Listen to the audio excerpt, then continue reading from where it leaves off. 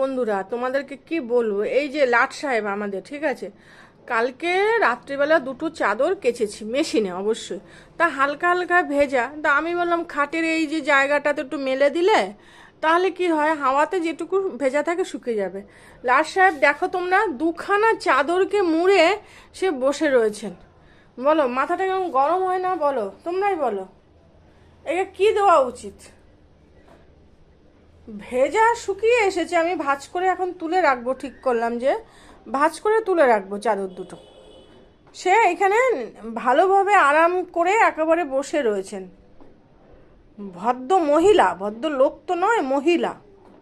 এই হলো মহিলা, মুখের মুখের কাটিং, এই যে কিছুই জানে না, এই যে কিচ্ছু বোঝে না, কিচ্ছু জানে না, এতটাই ভদ্র সে একেবারে।